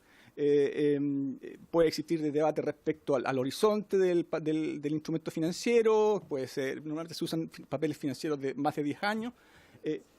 Sin embargo, el beta es el parámetro clave el que tiene que ajustar y es el cual normalmente no existe o existe divergencia entre el regulador y la firma regulada. Ahora, ¿cómo han dado este modelo? Se ha aplicado en Chile. Se aplicó primero en las sanitarias a partir del año 98-99. Luego se aplicó en las empresas de distribución de gas, que empezó recién hace un par de años. Y luego se está aplicando en transmisión, cuyo efecto se va a tener recién a partir del año 2020. Y en transmisión debido a la ley de transmisión que se aprobó el año 2016, sin embargo se calculó el costo de capital para la transmisión ahora, pero el efecto va a ser a partir del año 2020. ¿Cómo han dado entonces el cálculo de este costo de capital al resto de los sectores regulados en Chile? ¿Qué es lo que está mostrando acá? Acá estoy mostrando el sector y acá estoy mostrando la rentabilidad en términos porcentuales, real y después de impuestos. Esto es importante porque después les voy a mostrar algo similar de otros lugares. Entonces veamos primero acá. Esta es el cálculo que se hizo para el periodo 2016-2017, actualizado para el año 2017. ¿Por qué? Porque se actualiza anualmente el cálculo de esta rentabilidad. ¿Qué es lo que se ve? Se hace un cálculo por empresa, ¿okay? Y se ve entonces que el costo de capital fluctúa entre 5 y 5,8%. De modo, pues, debido a que está por debajo del precio que es 6%, En este caso, para esa fijación, se activa el piso del 6%. ¿Qué pasa después? En la fijación que va del año 2018 a 2021, se toman las mismas empresas, se toma prácticamente el mismo valor de la rentabilidad libre de riesgo, sin embargo, el regulador hace una modificación en el beta, lo modifica, lo sube. Y eso hace entonces que la rentabilidad o el costo de capital de todas las mismas empresas, sujetas al mismo riesgo, pero cambió un parámetro, suba a un valor por sobre el 6%. Entre 6 y 6,9%, de modo que en este caso el piso no se activa. Y las tarifas se calculan considerando estas rentabilidades para cada una de las empresas. Acá no hay una rentabilidad, un costo de capital para todo el sector, sino que para cada una de las empresas. ¿Qué pasa en las sanitarias? El cuatrienio que está en este momento vigente es el cuatrienio 2016-2021. Y se hace el mismo ejercicio. Tomo la tasa de rentabilidad libre de riesgo del país, que son los papeles del Banco Central, calculo la rentabilidad del portafolio eficiente del mercado chileno y calculo este beta a través de una estadística internacional y realizo el cálculo y me aparece entonces que la rentabilidad o el costo de capital de la sanitaria fluctúa entre 4,5% un poquito más por sobre el 6%, 6,2%, 6,3%. Este es el cálculo para las sanitarias. Producto de que el piso fijado para las sanitarias es del 7%, las tarifas se calculan con este costo de capital, 7%. Nuevamente, el piso está bastante por encima de lo que está dando el cálculo. Esto es bien relevante. ¿Qué pasa en transmisiones? La eléctrica. El primer cálculo que se hizo para la transmisión se hizo el año 2017, que lo contrató la Comisión Nacional de Energía, lo contrató un consultor. Ese cálculo dio 4,12% real después de impuestos. ¿Okay? Sin embargo, en el informe final, la CNE ajusta este valor, lo corrige y realiza el mismo cálculo utilizando ese APM y el cálculo llega a 5%. Producto que este cálculo, ya sea el del consultor o el de la CNE, están por debajo del piso, se activa el piso, en este caso el piso de 7%. ¿Qué pasa en la distribución? En la distribución no hay grandes cálculos, salvo uno que se hizo el año 2011 por la Superintendencia de Electricidad y Combustible, y que se hizo por otras cosas. Se hizo por una divergencia o una discusión que ocurrió entre las distribuidoras por un chequeo anual que tiene que hacer la Superintendencia respecto a los costos que se toman para el chequeo anual de rentabilidad que hace la CNE. Este chequeo que está entre más 6 puntos, menos 4 puntos, más 4 puntos respecto a la tasa de descuento en este momento, el del 10%. Y de ahí, la SEC, producto de esta divergencia que tiene con la distribuidora, contrata un consultor y le pide, ¿sabe qué? Calcúleme cuál debería ser el costo de capital de las empresas distribuidoras en Chile, utilizando la metodología del CAPM. Y da entonces el valor que estoy mostrando acá, que se calculó en el 2011, que es un valor del orden de 6,5, que entiendo que es el valor que usaron los diputados en su moción. Ese es el único valor que existe para la distribución. Al menos yo desconozco si existen otros estudios respecto a distribución. Ese es el valor que se calculó en distribución usando el mismo modelo que está propuesto hoy día en la ley corte. De modo entonces que la banda, si tomo todos los valores de rentabilidad para estos sectores, inmediatamente me surge un mínimo y un máximo. Y el mínimo y el máximo es de 4,12 y 6,85%. Es decir, tomo todo este conjunto de rentabilidad de costo de capital calculado con este modelo del CAPM y me da un valor que fluctúa, los valores que fluctúan entre 4,12 y 6,85%. ¿Okay? La banda propuesta de la ley corta es de 6%. O sea, pareciera que está un poquito por arriba la banda de lo que está sucediendo. ¿Qué pasa con comparación con otros lugares? Y acá lo que hice fue comparar básicamente con Europa. Acá, entonces, nuevamente, primero veamos, por ejemplo, esta parte de acá. Un segundo la lámina, un segundo. Ya, quería ver un dato. ¿Sí? Si quería ver que en el gas no había un piso. Ya. No había activado el piso. Entonces, en el caso del cuatrienio 2018-2021 no, porque las rentabilidades estuvieron por sobre, producto que se cambió este factor beta. ¿Qué pasa entonces? Fíjense en la parte de acá, Europa. aquí es bien complicado tomar los datos porque en realidad cada país tiene modalidades diferentes, pero todas usan básicamente el mismo modelo, CAPM u otro modelo similar que se llama WACC, pero no voy a entrar en mayor discusión. Pero es básicamente toman el mismo modelo, pero ellos usan valores nominales y antes de impuestos. ¿Por qué? Porque el regulador decide que en definitiva no es necesario proteger a la firma de la inflación, porque la inflación en el país está más o menos controlada, por lo tanto le da el valor nominal, es decir, el riesgo de inflación lo toma la firma, y adicionalmente dice, la verdad que tampoco voy a proteger a la firma del riesgo de cambio de impuestos, porque normalmente estamos hablando de países bastante estables, por tanto, no protege a la firma de riesgo de cambios de impuestos. Y eso es lo que hacen los europeos. Entonces, usan valores nominales y antes de impuestos. Sin embargo, lo que tenemos acá son valores reales y después de impuestos, entonces hay que hacer una pequeña conversión y algunos supuestos de por medio. Si se hace eso, puedo comparar. Pero bueno, antes de comparación, ¿cuánto van estos valores en Europa? En Europa los valores van de 3,6% hasta casi 9%. ¿Quiénes están en 3,6%? Estoy hablando acá de transmisión y distribución. 3,6% usted lo encuentra en el Reino Unido. Finlandia tiene 3,7%, 3,6% es el Reino Unido. ¿Quiénes están entre 5 y 5,5%? Principalmente está Alemania, para las nuevas líneas de transmisión y distribución. ¿Quiénes están entre 7%, 7,5%? Ahí uno puede encontrar, entre 5,5% y 6% uno puede encontrar a España.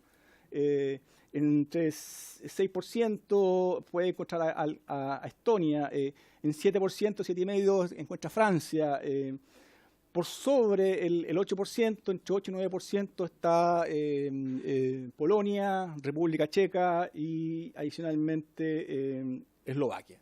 Son los valores son los lugares donde uno puede encontrar tasa de rentabilidad entre 8 y 9%.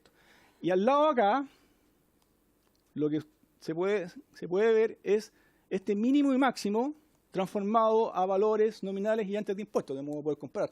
Acá, en realidad, el chequeo conceptualmente correcto habría sido trasladar todos estos valores a valores reales y después de impuestos, y eso compararlo con estos valores que están acá. Sin embargo, es un trabajo bastante arduo y extenso. Entonces, esta es la banda que se calcula si usted toma el mínimo y el máximo de las aplicaciones de CAPM en Chile. Y se ve entonces que la banda está de 6,5% a poco más de 10%. Vale decir, esta banda, una banda entre comillas en realidad, está más bien cercana a la parte de arriba de los países europeos, es decir, a los países europeos que uno podría decir son más cercanos a Chile. Si tomo la banda del 6% que viene de la ley corta, me quedaría acá, 9%, es decir, estaría en el límite o en el tope de lo que permiten las regulaciones europeas para estos sectores. Conclusiones. Cálculo del costo de capital mediante modelos APM es un buen punto. La verdad que hace mucho tiempo debió haberse hecho así. Es ampliamente usado en Europa, en los Estados Unidos, en toda parte. Ustedes van a ver que el regulador aplica este modelo. Por lo tanto, es un buen punto integrado por el regulador. Costo de capital real después de impuestos, no sé, depende del gusto del regulador. Nuevamente, en Europa el regulador prefiere que la firma asuma el riesgo de impuestos y se entrega una tasa antes de impuestos y adicionalmente nominal. Banda con un piso de 6%. La revisión que hice, no vi bandas en los países, salvo en Portugal, que fue el único país donde vi una banda, y una banda en términos nominales y antes de impuestos que está entre 5 y 10%, en valores reales después de impuestos es una banda que está entre 3 y 7%. Es el único país donde hay una banda. Sí, normalmente lo que ponen los reguladores es un límite en la parte de arriba, de modo que las tarifas no se vayan por cierto lugar, protegen más bien al consumidor que a la firma. Entonces la banda discutible si se usa o no, tiene sus problemas, el problema es que las bandas quedan rápidamente desactualizadas. Si se usa una banda, tiene que ser de modo muy cuidadoso, de modo de vigilar o de algún modo determinar la proyección del país o el costo de capital de largo plazo de este país. Lo más probable, que es lo que todos esperábamos, que Chile esté más bien por acá en la próxima década que por acá arriba. Entonces, si usted fija una banda por acá, la verdad que ya estaría un poquito diferente a lo que uno debería esperar para el país para la próxima década. Entonces, las bandas son muy poco usadas, pero si la usa tiene que ser muy cuidadoso de los valores que pone. Estudio mandatado por la CNE con posibilidad de observar, la verdad que es una buena práctica que se usa en el sector eléctrico, ya sea en generación o en transmisión desde hace bastante tiempo, así que muy recomendado. Transitorio 6,5% es lo que resta del presente cuatrienio. Aquí, la verdad que el tema del transitorio, a mí nunca me han gustado los transitorios porque lo que hacen es causar cierto grado de intranquilidad en el sector. Los transitorios nunca son muy buenos. Sin embargo, hay cosas que hay momentos en que sí uno debería pensar si en realidad aquí parece que un transitorio vale la pena. ¿Por qué? Porque la tasa de descuento del 10%, independiente del impacto que uno pueda calcular, la verdad que es una tasa completa y completamente desactualizada. No hay persona en el sector eléctrico que esté de acuerdo con esa tasa. De modo que vale la pena actualizarlo. ¿Por qué? Porque si no hay que esperar hasta el próximo cuatrienio, que empieza en noviembre del próximo año, donde se aplicaría esta nueva tasa. Luego vale la pena actualizarlo. Técnicamente es posible hacerlo. Es tomar, hay que hacer algunas aproximaciones, pero uno podría tomar la empresa modelo que ya está calculada y sobre esa aplicar la nueva rentabilidad. Sin embargo, aquí hay que ser bastante cuidadoso de que debe chequearse la legalidad de esta medida. Técnicamente se puede hacer, pero sí sugiero chequear la legalidad de esto. Si se hace, el 6,5%, la verdad que propuesto por los diputados, la verdad que también estaría un poco desactualizado. 6,5% de acá. Y ya estaría un poco desactualizado, ¿producto de qué? Porque este valor se calculó el año 2011 tomando el riesgo del país de ese momento. Y el riesgo del país de ese momento, respecto a ese momento ha bajado bastante. Por lo tanto, es muy probable que las tasas se encuentren más por el lado de acá que por el lado de acá. Entonces, el valor del 6,5% ya es un valor desactualizado. Ahora, ¿qué es lo que en rigor debería hacerse? Debería hacerse calcular nuevamente esta tasa utilizando esta metodología. Sin embargo, a modo de hacer algo transitorio y no llamar a este estudio, lo que se puede hacer es tomar el estudio que hizo la SEC o que encargó la SEC el año 2011, que está basado en este CAPM, y actualizarlo con la tasa de rentabilidad libre riesgo que hay en este momento. Es un cálculo bastante rápido. O bien, tomar el estudio de transmisión, ya sea el que hizo el consultor o ya sea el que finalmente determinó la CNE que es el correcto, y sumarle un par de puntos, porque normalmente la distribución, por lo menos en Europa, la distribución tiene una tasa, un costo de capital un poquito más alto que el de transmisión. No mucho más alto, no es un punto completo, sino que es 0, algo. Entonces, uno podría pensar en tomar este estudio y sumarle un riesgo adicional por el tema de distribución. Eso es. Gracias. Muchas gracias, don Cristian. De verdad que muy ilustrativa su presentación. Muy académica por lo demás, así que muchas gracias. No sé si alguien quiere hacer alguna consulta. Diputado Sergio Gaona.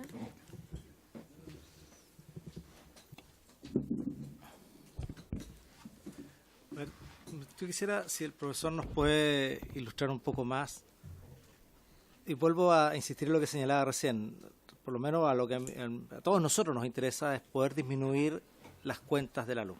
Ese es como el leitmotiv, por decirlo de alguna manera. Dado y conociendo en detalle el cálculo tarifario y todo ello, más la propuesta que se ha hecho por un grupo de diputados para poder efectivamente disminuir la tasa de descuento y por esa vía disminuir el costo de la cuenta de la luz, más que la rentabilidad de la empresa, porque va a depender de cuán más o menos eficientes son las empresas, van a depender de sus utilidades. ¿Y cómo está constituido el costo final de esa cuenta que le llega al usuario? La verdad es que, por más que tratemos de hacer cosas aquí, es bastante marginal. Y eso quisiera que me lo aclarara qué tan marginal es. La impresión que tengo es que es bastante marginal, porque el 60-70% del costo de la cuenta final tiene que ver con el precio nudo y que tiene que ver con la generación. Y en la generación hay competencia. Por tanto, no sé qué otra cosa se puede introducir ahí como para bajar el precio nudo, salvo aplicar medidas arbitrarias del Estado para poder decir, le voy a fijar el precio en la generación, cuestión que me parece razonable. Por lo tanto, yo no veo qué tanto más podamos hacer ahí en el ámbito de la generación, dado que hay competencia. En la transmisión tampoco es un componente tan relevante del costo total de la cuenta de la luz. Y en la distribución, bastante menos. Porque es más marginal, más aún la disminución de la tasa de descuento tampoco creo que sea tan impactante. Y mi pregunta es, ¿qué pasa? ¿Por qué en el resto de Latinoamérica los precios de las cuentas finales de la luz son más bajos que en Chile? ¿Es porque efectivamente hay un importante subsidio del Estado? ¿Por qué? ¿O porque la generación es más barata por alguna razón? ¿Hay más competencia? ¿Qué es lo que hace que, por ejemplo, el costo de la energía, el costo de la cuenta final de la luz sea más barato en Perú, en Colombia, respecto de Chile? Y esa es para poder tratar de ver qué podemos hacer. Si, como les decía al principio, en generación hay competencia y esos son los precios que llegamos. Distribución no impacta fuertemente en la cuenta y la distribución, por más que le demos bajar la tasa de descuento, es bastante marginal respecto del precio final. Entonces, ¿qué hace que en estos otros países sea más barata la cuenta de la luz? ¿Hay subsidios del Estado? ¿Qué es lo que hay? ¿Hay más competencia? Y me gustaría que me diera su opinión al respecto. Ofrezco la palabra. Diputado Vidal. Gracias, Presidenta. Sí, agradecer la presentación. Creo que es muy buena, muy contundente para entender el sistema y también la experiencia comparada. Tengo un par de preguntas muy concretas. Primero, el profesor hizo ahí un cálculo que nos permite ver que este 6% que proponemos, que es real después de impuestos, al pasarlo nominal antes de impuestos, termina siendo efectivamente algo como un 9%. Eso es lo que nos mostró en la presentación, ¿cierto? Entonces, el 10% real anual, expresado en esos términos que hoy día está en la ley, ¿cuánto sería? Claro, si hiciéramos el mismo ejercicio de extrapolarlo para compararlo con la banda europea. Sería sobre el 12%. Sobre el 12%.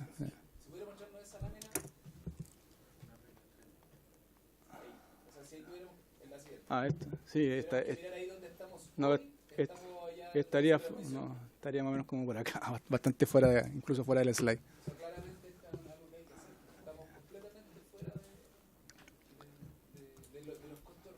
Sí, por supuesto. La segunda, usted la respondió, que tiene que ver con que hay que, en fondo, que no tiene mucho sentido establecer las bandas, ni el piso, y eventualmente si hubiera que poner una, habría que fijar más bien un techo, más que poner un piso, pensando en la lógica de protección de usuarios más que de las empresas en este caso. Y creo que es razonable lo que plantea en términos de revisar el artículo transitorio a propósito de estos datos. Y lo último que le quería preguntar tiene que ver con la presentación anterior. En realidad la anterior no era una pregunta, pero esta sí es una pregunta.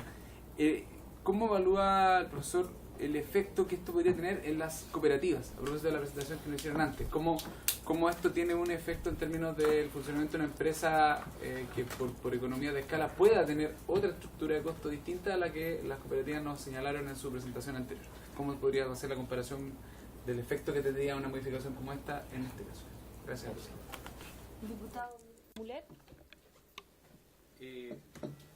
Muchas gracias, Presidenta. Un par de consultas, o una por lo menos. Cuando hablamos del cálculo hoy día y del 10% actual vigente en la forma de determinar el VAT hoy, y tenemos que el modelo de tarifa eficiente que reconocen incluso la ministra, el gobierno y todo el mundo que tiene algunas deficiencias, que la forma de resolver los conflictos es valorar los informes 1/3, 2/3, digamos. 1/3 el informe de las empresas y 2/3 el informe de la Comisión Nacional de Energía, que resuelven los conflictos cuando hay diferencias. Eso significa que el 10% pasa a ser teórico de alguna manera, porque si terminamos valorando la determinación de la tarifa 1/3, 2/3, un informe, de alguna manera se puede arrancar el 10%, y el sistema de determinación de tarifa a través de la empresa modelo pasa a debilitarse, digamos, si terminamos ponderando un informe, ponderando los informes con valores que al final se ponderan, digamos, y que no tienen una base, por lo que nos han dicho en la práctica, las empresas sobrevaloran algunas cosas y la Comisión de Energía no subvalora, pero al menos los pone en términos reales, pero entonces hay un sobreprecio. El punto es si podemos entender que eso al final termina superando el 10% y que el modelo que actualmente se aplica es un modelo más bien deficiente. A propósito de esa manera de resolver el conflicto cuando hay discrepancias, digamos, y que el proyecto de ley propone un panel de expertos, digamos, cambia la fórmula precisamente porque lo valora también mal y de manera deficiente. Esa es la consulta. Y lo otro, el hecho de que el sistema de determinación de tarifa, ya sea el actual o el que se propone, participe, y usted es un académico, participe de alguna manera un mercado eléctrico, y esta crítica la he escuchado a algunas personas, un mercado eléctrico donde los profesionales son muy limitados en número, no en capacidades, y poco independiente, porque muchas veces las mismas autoridades que salen de los cargos en el ministerio terminan en las empresas y viceversa, salvo algunos académicos, digamos, que están fuera. A su juicio, dado por el tamaño del mercado chileno también, eso hace perder objetividad en los procesos, y si es así o no es así, digamos, de qué manera podemos meterle mayores niveles de objetividad. Y ahí termino esto con una pregunta. Yo creo que es muy importante que participe los consumidores, digamos, en los procesos. Como árbitro, de alguna manera también lo propone hoy día, entiendo, el proyecto. Que participen como observadores, que los procesos sean transparentes, pero que participen activamente. O sea, es fácil decir que el proceso es público, pero obviamente una organización de consumidores necesita recursos para poder participar activamente con profesionales o una universidad o un colegio, en fin, profesional. Entonces, la participación de terceros observadores, representantes de los consumidores, de los gremios, de los colegios profesionales, ¿la valora usted a propósito de este mercado tan estrecho? Esa es pregunta, Presidenta. Sí, profesor, algo muy breve, si es que nos podría también profundizar con respecto a antes de impuesto, después de impuesto, con respecto a la rentabilidad de las empresas. Porque usted mencionó que eso dependía de dónde quería poner el riesgo en la empresa, pero quiero saber cuál es la que beneficia más en términos prácticos. Profesor. La primera pregunta del diputado, ¿por qué en Chile el precio de la energía es más alto que en otros países? La verdad que es bastante simple. La respuesta, por ejemplo, Chile no tiene el gas que tiene Perú. Perú tiene gas en camiseta grandes, reservas de gas, a 3, 4 dólares el millón de BTU. Acá el gas que tenemos llega, gas natural licuado, llega a 9, 10 dólares el millón de BTU. O sea, primer punto. Chile no tiene carbón, lo compra. Si bien la industria del carbón es competitiva, pero Chile compra carbón a un precio en este momento bastante alto, 100, 120 dólares la tonelada. Chile no es como Argentina, por ejemplo, en el caso de los recursos. Argentina tiene las segundas reservas más grandes de shale gas. Chile sí se puede beneficiar de Argentina. De hecho, un amigo hizo un artículo al respecto, porque nosotros tenemos gasoductos tirados con Argentina y sí se puede beneficiar. De hecho, ya está llegando gas argentino a precios muy baratos, básicamente la mitad del precio al cual estamos comprando GNL. Chile también tiene bastantes recursos hidroeléctricos que no está usando, lamentablemente por otro tipo de problemas. Pero eso es un poco lo que explica. No es que exista más competencia en otros lugares. De hecho, uno de los lugares más competitivos que hay en cuanto a competencia es Chile. Yo he estado en otros lugares y en procesos de privatización, analizando regulaciones, y siempre Chile se toma como muestra, como ejemplo. De hecho, cuando capitales extranjeros, europeos, norteamericanos vienen acá a competir, o sea, vienen acá al país, tienen presente que va a haber una competencia dura. Entonces, por un lugar, por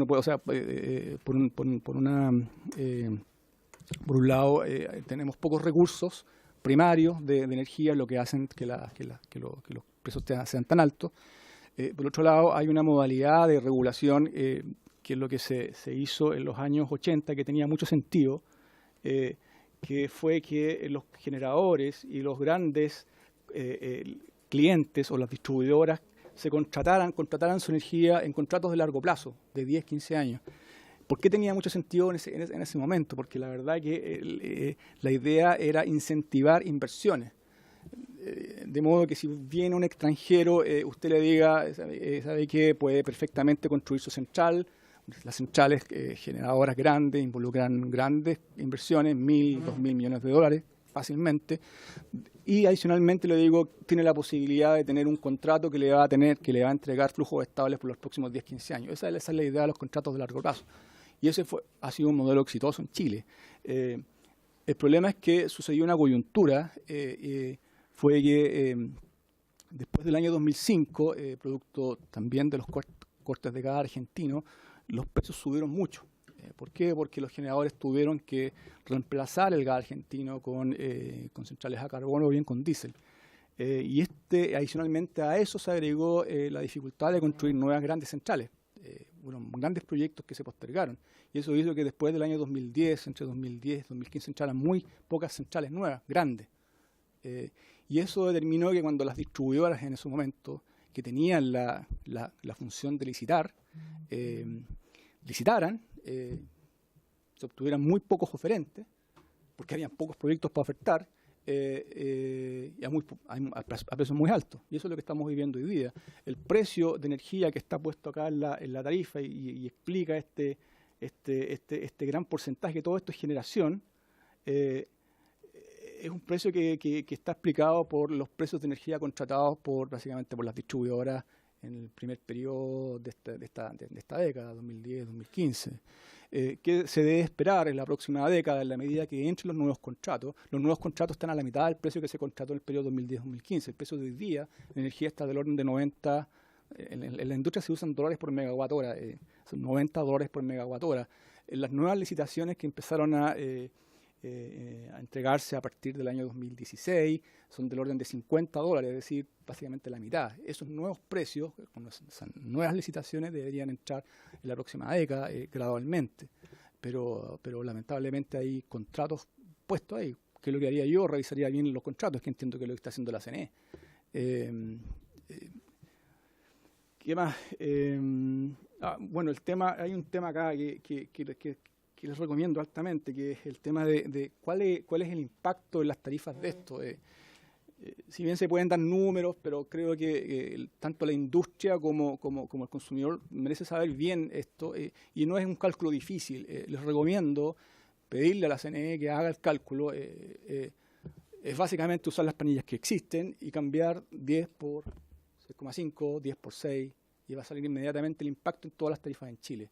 El impacto va a depender mucho si es una distribuidora muy concentrada, por ejemplo, en que si la compara, por ejemplo, con distribuidoras en ciudades donde hay menos concentración, ciudades como Temuco, o incluso también como las cooperativas de las personas que pusieron antes. Entonces, le recomiendo altamente pedirle a la CNE que les haga el cálculo. Es un cálculo bastante sencillo. A solicitud suya, profesor, que yo creo que es muy sensato lo que acaba de pedir, vamos a tomar el acuerdo para que mañana, a propósito que viene la CNE, ojalá nos pueda traer esa simulación. ¿Les parece?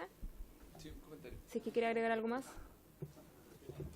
Sí, no, solo que si le vamos a pedir a la CNE que nos haga ese ejercicio que propone el profesor, ojalá pudiera modelar tanto los dos, claro, el 6,5 propuesto, el 6, pero también un 5, claro, para poder evaluar. ¿Cuál?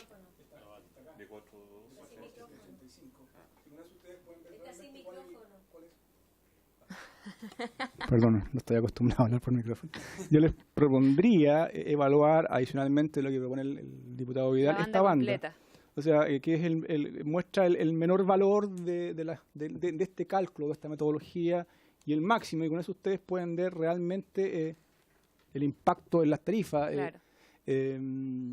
Claro, si uno está hablando de valores de 6,9, 7%, puede ser hablar de impactos modestos, pero si usted está hablando de valores de este nivel, no sé qué tan modesto puede ser. Ya, ¿usted quería agregar algo más? De lo que estamos acordando para pedirle a la CNE. Yo de verdad no veo mucho, salvo bajar esta rentabilidad, puede ser el 5, el 4, el 3, si lo bajamos más, probablemente las empresas no quieren invertir, pero en definitiva, yo creo que igual lo que vamos a lograr hacer nosotros, si es que logramos aprobar esta ley y todo lo demás, el impacto va a ser marginal.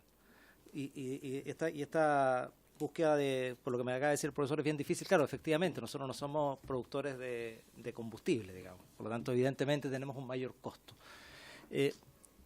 Pero, ¿qué tanto podría impactar, no sé si eso se puede calcular o está calculado, qué tanto podría impactar una especie de subsidio a las personas más vulnerables del país, tal como se hace con el agua potable? Con el agua potable usted tiene un subsidio del Estado que le rebaja hasta el 50% de la cuenta del agua a las personas más vulnerables. Eso se aplica en un servicio público monopolio regulado como la sanitaria, pero no se aplica en el suministro de energía eléctrica. Y además sucesivos gobiernos se han resistido, porque esta idea la hemos propuesto más de alguna vez, no sé si te acuerdas tú, Daniela. Y por lo tanto, ¿qué tanto impactaría un subsidio sobre una población vulnerable que no debiera ser más allá del 15% de la población? Diputados, de los usuarios? Yo sé que es una distorsión, pero no sé ¿qué opinión tiene al respecto? Se nos terminó la hora, voy a pedir una prórroga de 5 minutos para que el profesor nos pueda responder las consultas que están pendientes y vamos a tomar entonces el acuerdo para que la CNE no haga ese cálculo. Profesor, disculpe. Antes de responder la otra pregunta.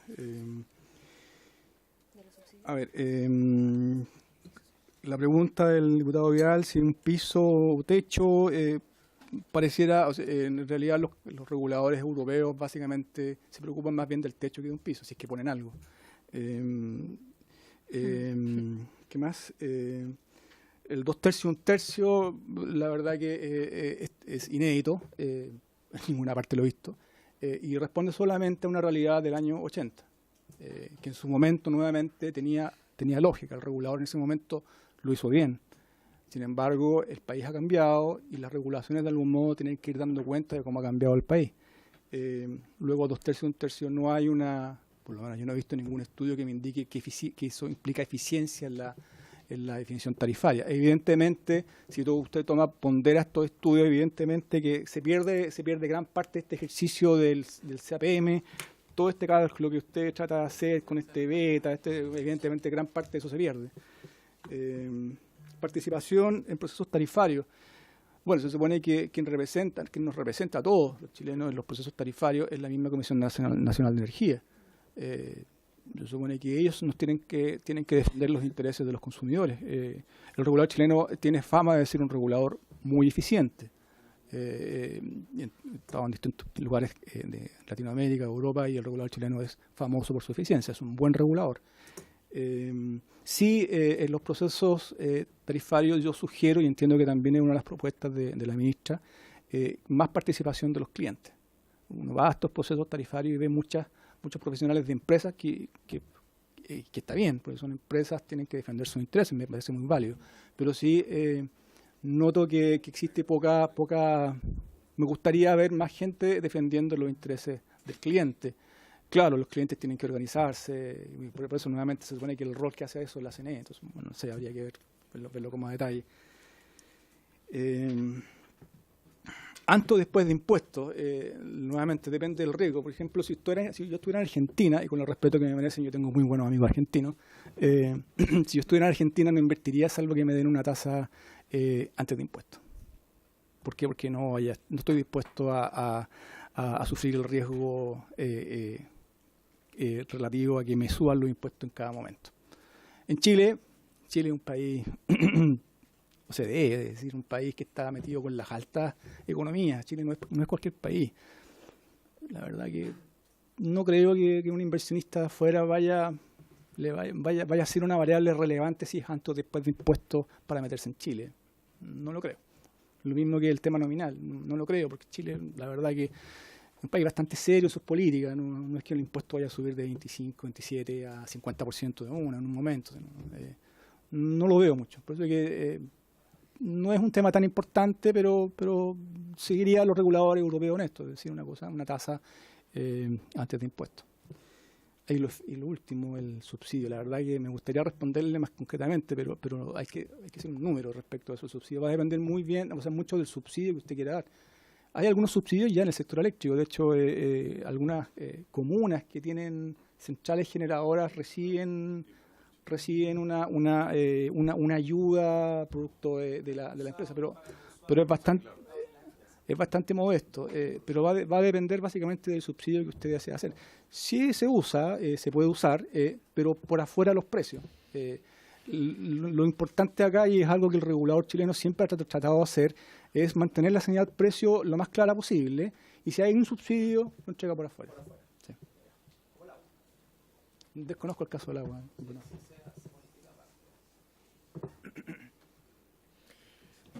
Oiga, profesor, muchas gracias también a FENACOPEL, y quiero pedirle las 1000 disculpas a la biblioteca, pero mañana teníamos invitados a los electroconsultores y nos mandaron la excusa. También teníamos a Odecus, y también nos mandaron la excusa, así que solo vendría la CNE. ¿Podrían venir ustedes mañana? ¿Tienen disponibilidad de tiempo? De 3:30. De 3:30 a 6. ¿Ya? El más interesado del diputado acá. ¿Quiere el dato del champú? Muchas gracias a los invitados y por haberse cumplido el objetivo de la sesión. Esta se levanta.